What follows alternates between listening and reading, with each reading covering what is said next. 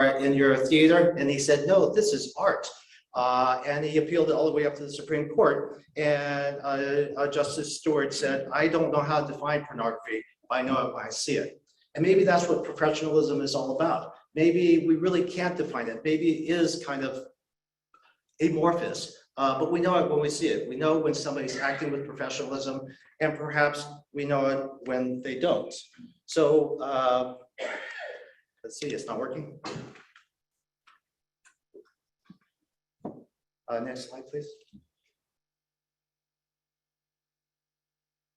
So perhaps it is that also, for example, if I see a surgeon in an operating room saying derogatory things about the patient that's under anesthesia, or talking about finances and how much the person's going to be reimbursed for this particular procedure, you would say, well, that's not really being professional. That's not acting with professionalism.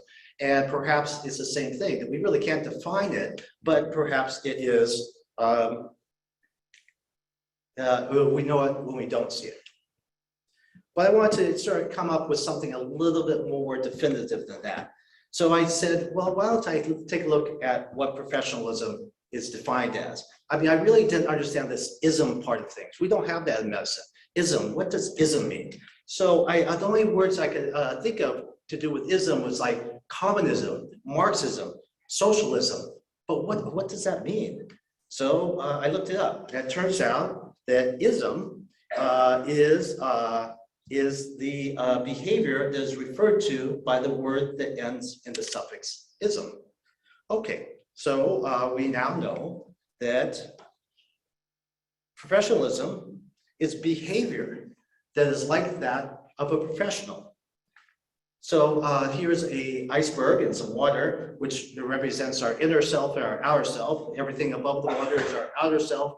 Under the water is our inner self.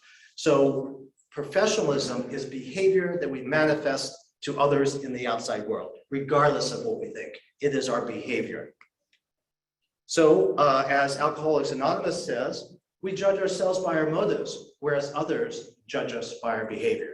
So we are judged by how we act. And when we are deemed having professionalism or lacking professionalism, that is a reflection on our behavior. Okay, so we now know that professionalism is, let's see, a behavior that is like that of a professional, right? So we've got that. So I said, okay, I've got that, it's behavior. But what is being a professional? Well, I looked it up and it wasn't very helpful. It said being a member of a profession. So I looked up profession, and I actually, I think I found something a little more useful. That a profession is a vocation, it's a mission, a purpose, a calling. It requires specialized educational training, and the purpose is to supply counsel and services to others for direct and definite compensation that is wholly apart from the expectation of other business gains. And actually, it came up in the Supreme Court case. Supreme Court Justice Louis Brandeis in 1925 defined a profession.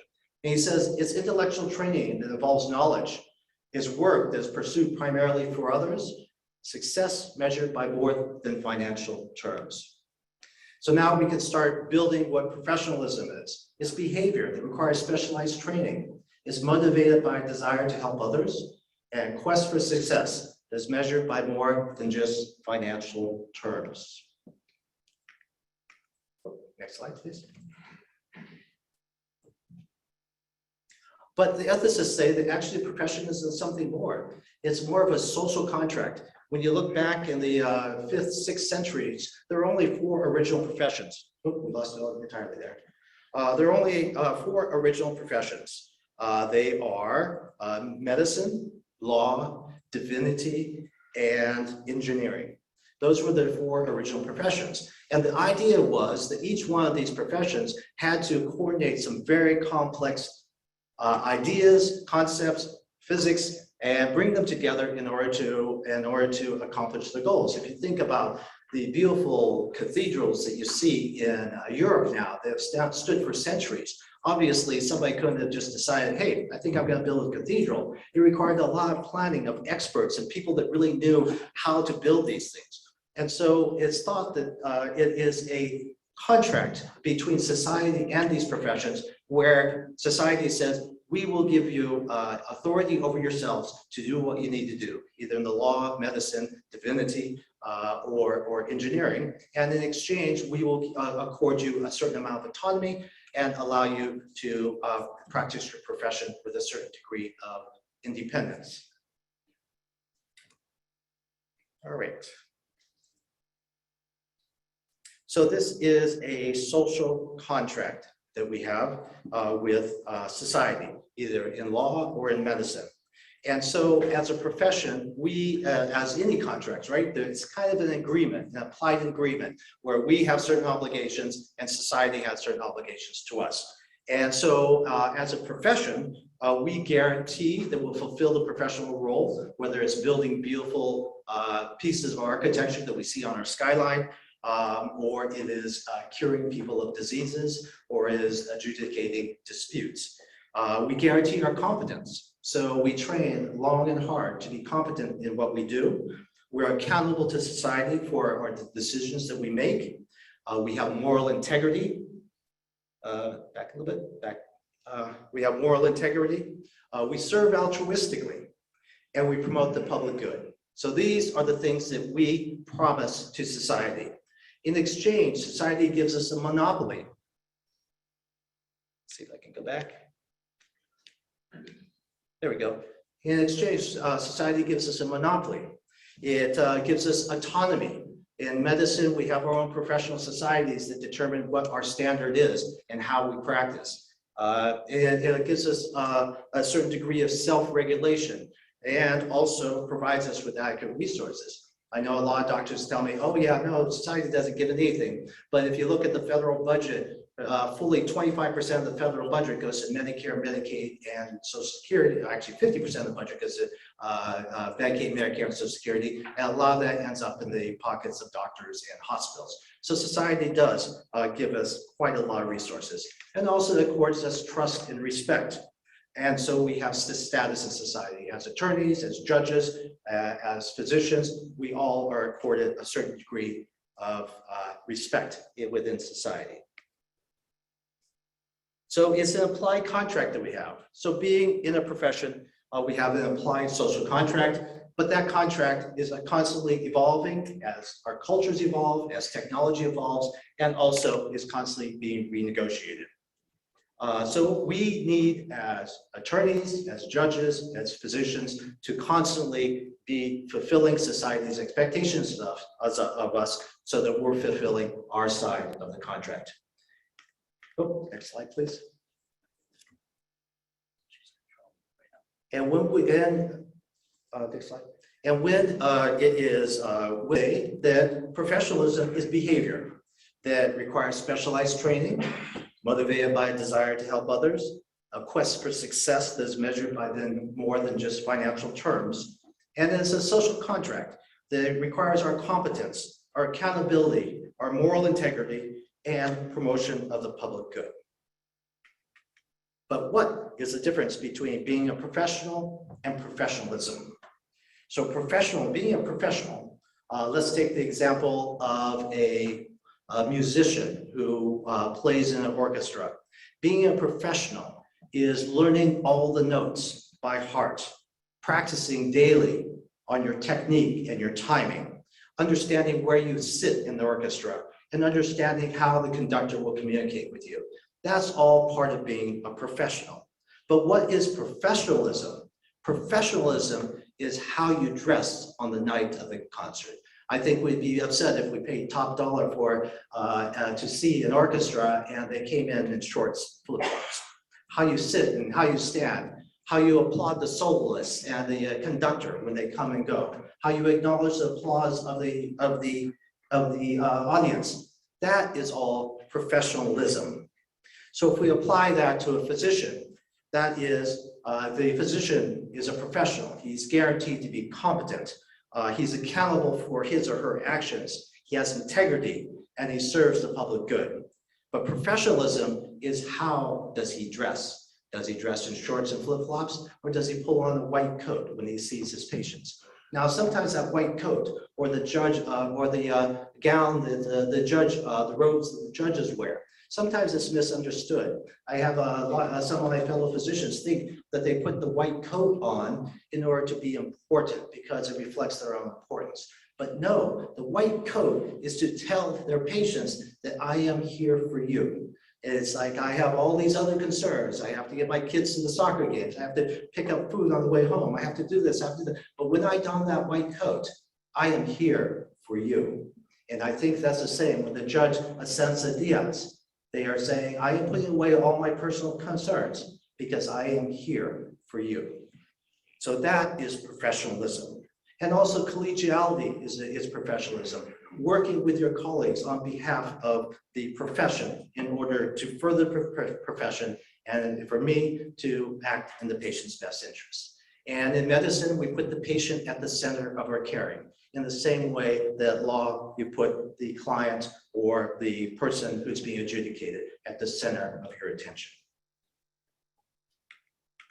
So, but I'm a doctor, so I'm going to speak from my own perspective. But we are professionals, but there's another wrinkle to being a doctor. We're not just professionals, we're also healers. In fact, this question was asked in the 400 BC. Socrates asked, tell me, is a doctor in the precise sense a moneymaker or someone who treats the sick? Tell me about the one who is really a doctor. And the reply is, he is the one who treats the sick. So our definition of professionalism in the medical field must include both our role as a professional and our role as a healer, because our primary role is that of a healer. And this joint responsibility has been, we've struggled with this in our profession, going all the way back to probably the 4th century BC. Hippocrates was the first to try to articulate this combined obligation that we have, both as a professional and as a healer. He said, I swear by the god Apollo, the doctor, the god Asclepius, the goddess Panacea and Hygeia, I will apply treatment in order to help my patients according to my power and ability, and abstain from whatever is deleterious. Into whatever houses I go, I will enter to help the sick and will abstain from any voluntary act of mischief or corruption. And since that time, since 400 BC, we continue to struggle with our role as professional, as healer, as society has moved on, as our technologies have moved on, as our understanding of medicine has moved on. We had the Hippocratic Oath in the 4th century BC. In 1948, after the Second World War and the Nazi atrocities and all those experiments that were done on unconsenting prisoners of war, we came out with the Universal Declaration of Human Rights to try to explain our duty to society. In 1966, we revised that with the new Hippocratic Oath. In 1978, we had the Declaration of Alma Ata, and then we also had the Declaration of Helsinki that went through 7 revisions. Then we had the Millennium Goals, which came out in 2000, and finally we are with the Physician Charter on Professionalism that came out in 2002. And so I imagine there'll be more and more of these revisions as we move through because we change, we evolve, and our duties evolve. So I was looking around for just some text that would really reflect what it is as our duties are as physicians and as healers and as professionals. And I found it in a very unusual place. I'm at the University of California at Irvine, and every year we have the new first-year medical students come on the very first day of classes. There are a lot of orientation things that they do during the day on this very first day. But then in the evening, they gather with their family and their friends in a very large hall. And then each one of them, one by one, gets called up to the stage where they are, the white coat is put onto them. So after every single person has been donned the white coat, called the white coat ceremony, then all the first year medical students, aspiring doctors, are asked to stand and repeat the following. Today, in the presence of family, friends, teachers, and colleagues, I dedicate myself to the profession of medicine. I pledge myself to the service of humanity. I will use my skills to care for all in need without bias and with openness of spirit. The health of my patients will be my first concern. I vow to hold sacred the bond between doctor and patient. I will hold in confidence all that my patients entrust to me. I will strive to alleviate suffering. I will respect the dignity and autonomy of my patients in living and in dying. I recognize my duty to society.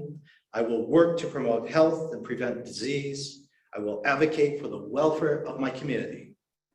Even under duress, I will not use my knowledge or my skills against humanity. I will acknowledge my limitations and mistakes so that I may learn from them. I will uphold these responsibilities. I will maintain my own well-being and the well-being of those close to me. I will promote the integrity of the practice of medicine in the tradition of my chosen profession. I will honor all who teach me this art.